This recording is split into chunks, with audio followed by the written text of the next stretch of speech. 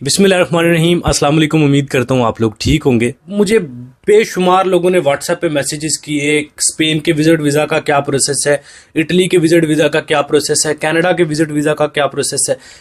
Different इस तरह countries के प्रोसेस पूछते हैं लोग विजिट वीज़ा के लिए। आज मैं आपको बताता हूँ कि जो विजिट वीज़ा ना किसी भी कंट्री का, जितने भी दुनिया में कंट्री एग्जिस्ट करते हैं, उन सभी कंट्रीज़ के विजिट वीज़ा के लिए जो डॉक्यूमेंट्स चाहिए होते हैं ना, वो मैं इस वीडियो में आपके साथ एक्सप्लेन करूंगा। अब मैंने कहा कि जितने भी कंट्री दुनिया में एग्जिस्ट करते हैं, अब इनमें से मोस्टली कंट्रीज, ये जो डॉक्यूमेंट्स मैं बताऊंगा ना, अगर ये डॉक्यूमेंट्स आपके पास हैं तो मोस्टली कंट्रीज आपसे ये सारे डॉक्यूमेंट्स मांगेंगे। लेकिन इसमें से कुछ 20% ऐसे भी कंट्रीज है जो इसमें से कुछ डॉक्यूमेंट छांटी कर देंगे। छांटी करने से मुराद ये है कि वो डॉक्यूमेंट्स निकाल देंगे। फॉर एग्जांपल मैं 15 डॉक्यूमेंट्स बता रहा हूं, तो वो इन 15 डॉक्यूमेंट्स में से कहेंगे ये 5 हमें नहीं चाहिए, सिर्फ ये 10 डॉक्यूमेंट्स हमें दें।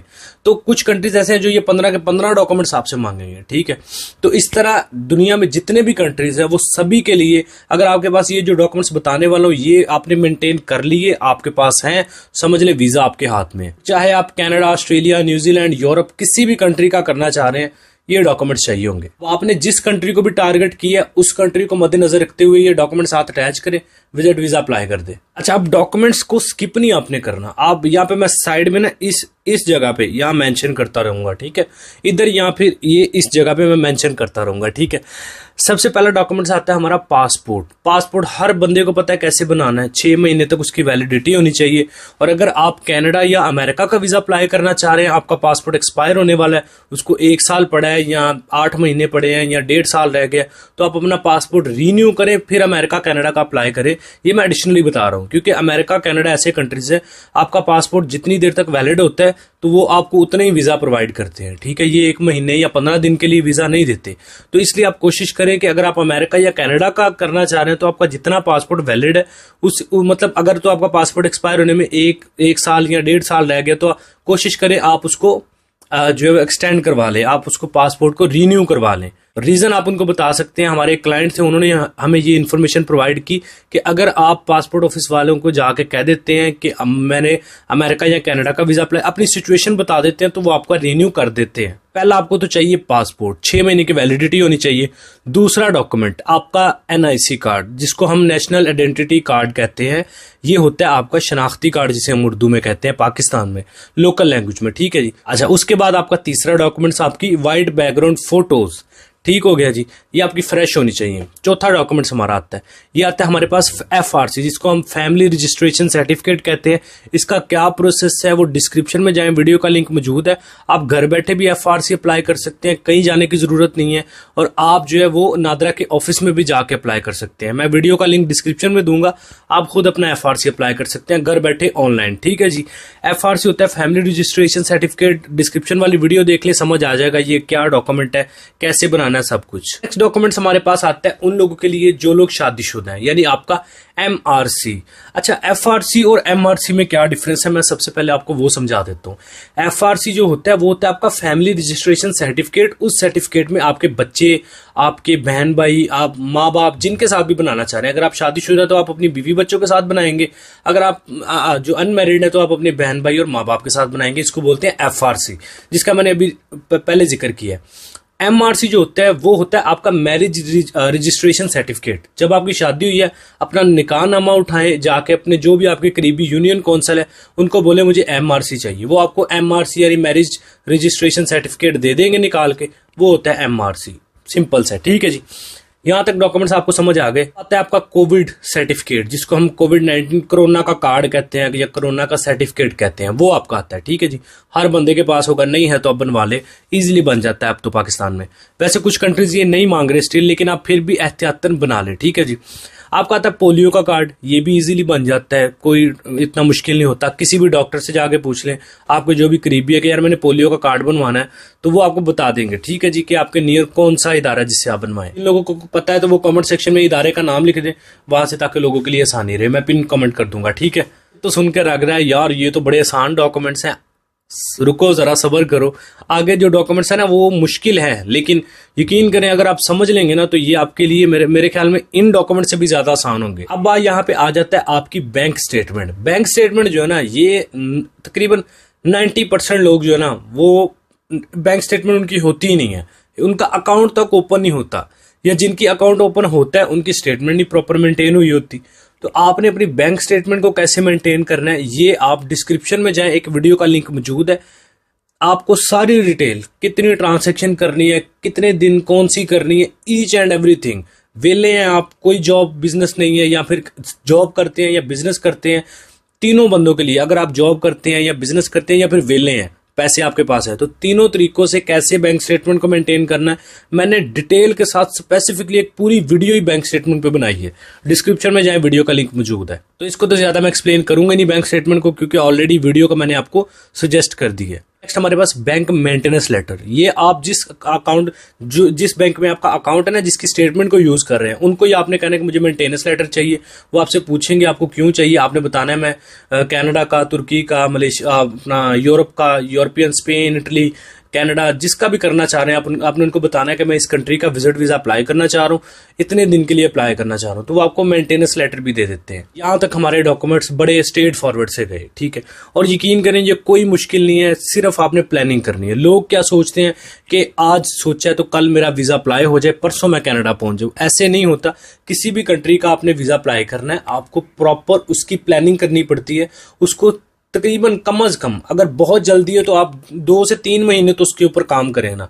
अगर आप इजीली खुल के काम, कोई टेंशन नहीं, जल्दी नहीं है, तो फिर आप कोशिश करें कि आप 1 साल पहले प्लानिंग करें और फिर ये सारा प्रोसेस करें। लेकिन अगर आपको जल्दी है तो 2-3 महीने के अंदर अंदर ये सारा कोशिश करें डॉक्यूमेंट्स मेंटेन करने की। ऐसा नहीं है कि 1 हफ्ते के अंदर अंदर ही सारा बैलेंस अकाउंट में रखवाया और अप्लाई कर दिया, तो इस तरह वीजा रिजेक्ट हो जाता है। तक डॉक्यूमेंट्स आपको समझ आ गए। अब आते हैं मेन इंपॉर्टेंट डॉक्यूमेंट्स, यानी आपका सोर्स ऑफ इनकम। अब यहाँ पे भी आके बहुत सारे लोग फंस जाते हैं। जो लोग जॉब कर रहे हैं उनको क्या डॉक्यूमेंट्स चाहिए होंगे, पहले वो सुन लें। बिजनेस वालों के लिए बहुत इंपॉर्टेंट टिप्स है, लेकिन पहले जॉब वाले सुन लें। जॉब वालों को आपका जो अकाउंट है वो ओपन है, सैलरी अकाउंट है आपका। आपके अकाउंट में जो आपकी सैलरी है वो डिपॉजिट होनी चाहिए, ठीक है, मतलब आनी चाहिए मंथली। कैश जो है ना वो एक्सेप्टेबल नहीं होता। तो आप क्या करें कि आप अपनी सैलरी अपने अकाउंट में मंगवाएं, उसको फिर एक आपकी डिपॉजिट होनी चाहिए। इसके अलावा कोई भी रकम जमा होगी वो आपने अपने कवर लेटर में मेंशन करना है कि दूसरी अमाउंट, एक तो मेरी सैलरी आई है इस मंथ, या दूसरी अमाउंट जो भी आपने डलवाई है, तो आपने उसको फिर जस्टिफिकेशन उसकी देनी होती है कि वो अमाउंट क्यों आपके अकाउंट में आई। एक तो आपकी सैलरी तो आ गई, वो तो हर महीने आती है। दूसरी जो अमाउंट डिपॉजिट हुई है वो क्यों, कहां से आई है, आपने कोई चीज बेची है या फिर किससे लेने थे, वो आपने जस्टिफिकेशन उसकी कवर लेटर में करनी होती है। कोशिश करें कि आप अपनी सिर्फ वही उस अकाउंट में सिर्फ सैलरी डिपॉजिट होने दें, बाकी उसमें से क्रेडिट करने हैं आपने। तरीकाकार क्या होता है, बहुत सारे लोग यहाँ पे गलती क्या करते हैं कि वो क्या करते हैं, अपनी स्टेटमेंट जब बनाना शुरू करते हैं तो वो अपने अकाउंट में 1-2 लाख रुपए रखवा लेते हैं, और फिर जब वो अपनी स्टेटमेंट बनाना शुरू करते हैं उनको समझ नहीं आता कि यार बैलेंस, क्लोजिंग बैलेंस कैसे मेंटेन करें। तो आप कोशिश करें, फॉर एग्जाम्पल मैंने सोचा कि यार आज से मैं 6 महीने, मतलब मैंने स्टेटमेंट बनानी है, मैं 6 महीने बाद वीजा अप्लाई करूंगा, तो मुझे चाहिए कि मैं आज ही अपने अकाउंट में, अगर मेरे पास फॉर एग्जांपल 20 लाख रुपए है, तो मैं कोशिश करूंगा मैं 8 से 10 लाख रुपया अपने अकाउंट में बैलेंस रखवाऊं, उसके बाद स्टेटमेंट बनानी शुरू करूं, ताकि जब 6 महीने बाद जो क्लोजिंग बैलेंस है वो मेरा 20 लाख 22 लाख तक पहुंच जाए, ठीक है, सेविंग करते करते। इस तरह वीजा ऑफिसर को पता होता है कि ये बंदा ऑलरेडी जब ये स्टेटमेंट इसने बनानी शुरू की है, इसके अकाउंट में 8-10 लाख रुपया था, इसका मतलब इसने सेविंग की थी अपनी पुरानी, और उसके साथ इसने नई सेविंग की है और 22 लाख 25 लाख तक बैलेंस पहुंचा, प्रॉपर स्टेटमेंट मेंटेन हुई है। बोरिंग बातें लग रही होंगी, लेकिन टू बी ऑनेस्ट ये वो चीजें हैं जो कोई भी कंसल्टेंट खुल के नहीं बताता, क्योंकि उनको फिर पता होता है कि अगर बंदे को बता दिया वो खुद कर लेगा। लेकिन हम क्यों बताते हैं, हम एडवाइजर हैं, हम कंसल्टेंट या एजेंट नहीं है, ठीक है। वीडियो आज लंबी हो जाए डजंट मैटर, मैं नहीं परवाह कर रहा, चाहे ये 20 मिनट तक चली जाए, मैं फिर भी आपको पूरी डिटेल समझा के जाऊंगा। जिसको देखना देखे, जिसको नहीं देखना वो ना देखे। अब जो लोग जॉब करते हैं, मैंने आपको बता दिया, आपकी सैलरी आपके अकाउंट में डिपॉजिट होनी चाहिए, और उसमें से आपने फिर अपने एक्सपेंस निकालने हैं, क्रेडिट करने हैं। एक अमाउंट आपके अकाउंट में डिपॉजिट होगी, बाकी क्रेडिट होगी, यानी एक डिपॉजिट से मुराद होता है जमा होनी। एक जो अमाउंट है, यानी आपकी सैलरी है, वो अकाउंट में 1 महीना तारीख डिसाइड होगी कि इस तारीख को आपके अकाउंट में आएगी, पैसे सैलरी आएगी, तो वो सैलरी आपके अकाउंट में आएगी। बाकी आपने छोटी छोटी ट्रांजेक्शन निकालनी है, यानी शो करना है कि मैं अपने अखराजात उठा रहा हूँ। और फिर फॉर एग्जांपल मैंने 1 लाख रुपया सैलरी शो की है, तो मैं उसमें से अपना 60,000 रुपया तकरीबन अपना जो है वो एक्सपेंस निकालूंगा थोड़े थोड़े करके, और बाकी 40,000 मैं सेविंग शो कर लूंगा, ठीक है। इस तरह आपने करना है। अब इसके अलावा आपको एनटीएन चाहिए होगा, जॉब वालों को एनटीएन आपको चाहिए होगा। नेशनल टैक्स नंबर कैसे बनता है यार, ये मैंने ना यकीन करें इतनी दफा समझाया लोगों को कि वीजा नहीं अप्लाई करना। फॉर एग्जांपल वीजा नहीं अप्लाई करना, एनटीएन तो बनाए ना, एनटीएन कोई भी बंदा आपको बना के दे सकता है, आप किसी भी लॉयर की हेल्प ले सकते हैं, इवन कि आप खुद भी अप्लाई कर सकते हैं। डिस्क्रिप्शन में जाए, वीडियो का लिंक मौजूद है, आप कैसे एनटीएन बना सकते हैं मैंने डिटेल में उसमें बताया है, ठीक है। तो एनटीएन आप खुद बना सकते हैं, किसी से बनवा सकते हैं चार्जेस थोड़े बहुत दे के। तो ये होता है नेशनल टैक्स नंबर। ये जितना पुराना होता है वीजा लगने के चांसेस उतने ज्यादा होते हैं। आपका फॉर एग्जाम्पल आपका इरादा नहीं है वीजा अप्लाई करने का, कोई नहीं है, आप एनटीएन तो बनाए। एनटीएन बना होगा इन फ्यूचर, आप 2 साल बाद, 1.5 साल बाद, 3 साल बाद जब भी आप वीजा अप्लाई करना चाहेंगे, आपका एनटीएन इतना आपको सपोर्ट करेगा आप सोच नहीं सकते। आपका एनटीएन आपको मतलब ये शो करता है कि ये बंदे की कंपनी रजिस्टर्ड है। जितना पुराना एनटीएन होता है उतना ही ज्यादा चांसेस होते हैं वीजा आपके लगने के। एनटीएन भी आपके पास आ गया। अब उसके बाद आपकी टैक्स रिटर्न्स, अगर तो आपकी सैलरी 40,000 50,000 से ज्यादा है तो फिर तो आप अपनी टैक्स रिटर्न जरूर बनवाएं, ये बहुत इंपॉर्टेंट होती है। और टैक्स रिटर्न का एक और इम्पोर्टेंट मैं आपको फैक्ट बता देता हूँ। वैसे तो आप नॉर्मली अपना टैक्स पे करना चाहें, अच्छी बात है, करें। लेकिन अगर आप टैक्स नहीं पे करते और आज से फॉर एग्जांपल आपका एनटीएन तो ऑलरेडी रजिस्टर्ड है, 3 साल बाद आप अपना वीजा अप्लाई करना चाहते हैं, तो आपको हमारी गवर्नमेंट ये अश्योरिटी देती है कि आप फॉर एग्जांपल 2021 में एनटीएन बना, अब बंदा 2023 में अपना वीजा अप्लाई करना चाह रहा है, तो वो बंदा अपने पिछले जितने भी टैक्स, पिछले 4 साल तक के जो टैक्स रिटर्न है वो बनवा सकता है, 3 या 4 साल तक के, ठीक है। अब फॉर एग्जांपल 2021 में एनटीएन बना, 2024 में बंदा वीजा अप्लाई करना चाह रहा है, तो वो अपना 2023 और 22 के टैक्स रिटर्न्स वो डेट डलवा के अपने टैक्स रिटर्न्स पे कर सकता है, ठीक है जी। तो ये एक बड़ी अच्छी अपॉर्चुनिटी होती है। इवन के कुछ लोगों का नया अगर आपने एनटीएन बनाया है भी, हमारी गवर्नमेंट आपको फैसिलिटी देती है कि आप अपने पिछले साल के जो टैक्स रिटर्न्स है वो अपनी इनकम जस्टिफिकेशन उसकी दे के, उसको एक्सप्लेन करके आप हमें जो है वो टैक्स पे करके अपनी जो टैक्स रिटर्न्स है वो ले सकते हैं पिछले सालों की। तो ये टैक्स रिटर्न्स का इतना इशू नहीं होता। एनटीएन का इशू होता है कि आपका एनटीएन जो है वो रजिस्टर्ड प्रॉपर होना चाहिए, ठीक है जी। अब ये हो गया जी जॉब वालों के लिए। जॉब वालों को ख्याल टैक्स रिटर्न एनटीएन का इतना जो इशू नहीं होता, ठीक है, ये बड़ा स्ट्रेट फॉरवर्ड उनके लिए काम होता है। अब यहाँ पे जॉब वालों को एनओसी लेटर भी चाहिए होता है। जिस कंपनी में जॉब कर रहे हैं उनको उस कंपनी को कहना मुझे एनओसी लेटर दें, उसमें लिखा हो कि कंपनी आपके जाने से कोई इशू नहीं है, कंपनी को आप जो है वो वापस जब आएंगे टूर करके तो वो कंपनी को आप ज्वाइन करेंगे दोबारा, ठीक है।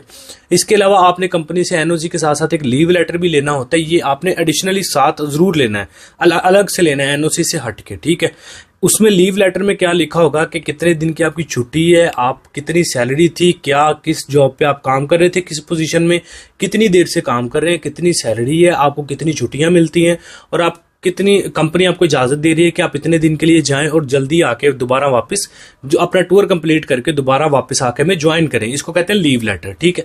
ये भी जॉब वालों ने साथ लेना है। उसके साथ साथ आपकी सैलरी स्लिप्स, आखिरी 6 महीने की सैलरी स्लिप्स जो है ना वो आप कोशिश करें साथ अटैच कर दें, मिनिमम 3 महीने की, और कोशिश करें वैसे 6 महीने की हो जाए तो वो ज्यादा बेहतर है जी। ये हो गए जी जॉब वालों के डॉक्यूमेंट्स। अब आते हैं बिजनेस वालों की तरफ। जो लोग अपना बिजनेस करते हैं तो वो या फिर शो कर रहे हैं बिजनेस को, तो उनको क्या चाहिए होगा, उनको सबसे पहले उनका लेटर हेड चाहिए होगा।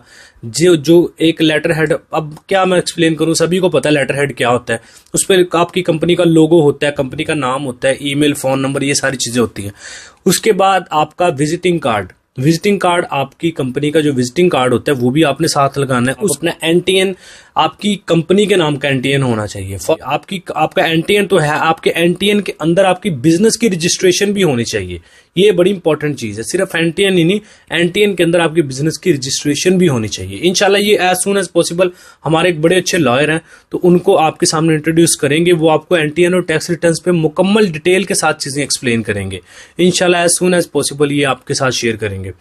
अच्छा, अभी बिजनेस वालों की तरफ थे हम। आपका लेटर हेड हो गया, विजिटिंग कार्ड हो गया, एनटीएन हो गया जिसमें आपकी बिजनेस की रजिस्ट्रेशन भी शामिल है, आपका टैक्स रजिस्ट्रेशन सर्टिफिकेट हो गया, ये आपको एफपीआर की वेबसाइट से मिल जाता है।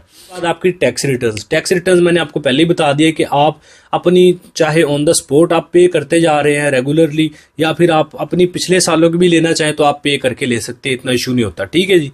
अब ये हो गए बिजनेस वालों के डॉक्यूमेंट्स। बाकी चैम्बर का कार्ड, अगर ये एडिशनल है, स्पोर्टिंग है, अगर लगाना चाहे ठीक है, ना लगाना चाहे तो इतना जरूरी नहीं होता। ये सारे थे इंपॉर्टेंट डॉक्यूमेंट्स, ठीक हो गया जी।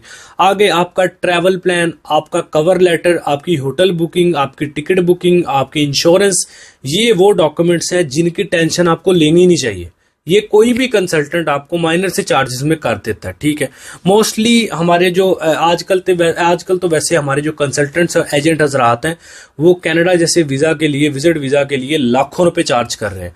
तो बिल्कुल मैं देखो यार, मेरी सजेशन के मुताबिक ना, अगर आप कनाडा का, ये मेरी कंसल्टेंट्स को, एजेंट्स को मेरी एक रिक्वेस्ट है, हमारे मुल्क के जो हालात है ना लोगों के, तो उनको मद्देनजर रखते हुए आप चार्जेस अपने चार्ज करें, ठीक है।